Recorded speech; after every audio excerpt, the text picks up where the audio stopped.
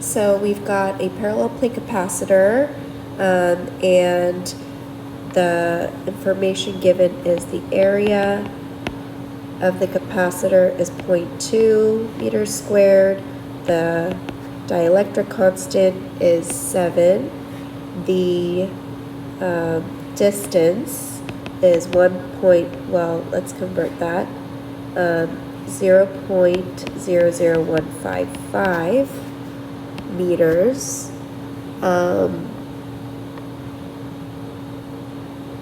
And then we've got a 12-volt battery and a 3 times 10 to the 6 resistor. So initially the capacitor is uncharged, connected to a 12-volt battery and a resistor, and the switch is open. So what is the capacitance of the capacitor? We are usually given this value, but this is an equation that we used in the previous unit, is that a capacitance, to calculate capacitance, we've got K, epsilon naught, area over distance. So you're just going to plug in your values. Epsilon naught is 8.85 times 10 to the negative 12 times 0.2 divided by 0.00155, and the value you get for that is 8 times 10 to the negative 9 farads. So this is the answer to problem number 1. Next question is, what is the current in the circuit immediately after the switch is closed? Well, immediately after the switch is closed, the capacitor doesn't slow down the current. So we're just going to treat it as a wire. I is equal to the voltage over resistance, which gives us 12 over 3 times 10 to the 6. And our current is then equal to 4 times 10 to the negative 6 amps. All right, what is the time constant of the circuit? This is an equation that was given in the notes. I mentioned it in class. It's the resistance, it's the resistance times capacitance. So it's going to be 3 times 10 to the 6 times 8 times 10 to the negative 9, and that gives 0.024 seconds. And then part D says, what is the charge in the capacitor when it is fully charged? So the capacitor, when it's fully charged, is going to gain the full voltage of the battery. And so we are going to use the equation that Q is equal to CV. So that's going to give us 12 times 8 times 10 to the negative 9. And Q is equal to 9.6 times 10 to the negative 8.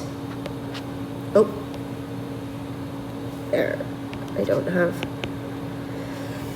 much room for coulombs. Okay. What is the maximum electrical energy stored in the capacitor? So for this problem, we are going to use our energy equation, and the maximum energy would include the maximum voltage. So our capacitance is, again, 9.6, that should be squared, times 10 to the negative 8, times the 12 volts squared, and that gives us 5.76 times 10 to the negative 7 joules. Next it says, after the capacitor is fully charged, it's disconnected from the battery, and then the sheet of mica is removed from the capacitor. So this is going to require a little bit more work. So when the battery is disconnected, we have to consider the fact that when the battery is disconnected, it cannot build up charge in voltage over a long period of time. The voltage usually stays the same if it's connected to the battery, but we no longer have that case. So in this scenario, we are going to have the voltage change, and it depends on how the capacitance changed. So based on the equation of C is equal to K epsilon naught A over D. If we remove this K, it decreases the capacitor. And the capacitor and the charge are inverses of each other. So the voltage is going to increase. Since it is decreasing by a factor K, this is for F, my new capacitance is going to be C divided by K. My new voltage is going to be K times the original voltage. So I should put C naught and V naught here to show the original. So here is my new voltage across the capacitor. The voltage is going to be 7 times 12, which gives 84. That's the answer for F. And then for G, the new electric energy stored in the capacitor is going to be, again, 1/2 CV squared. So that's going to be 1/2 C naught divided by K.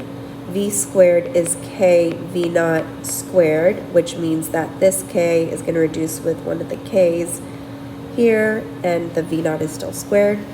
So then I have 1/2 C naught,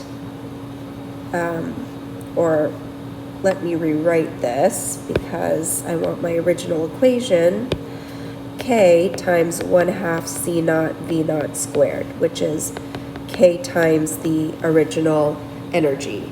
The original energy we got was from part E, and so it's just K times 5.76 times 10 to the negative 7, and since K is 7, we get the new energy to be 4 times 10 to the negative 6 joules.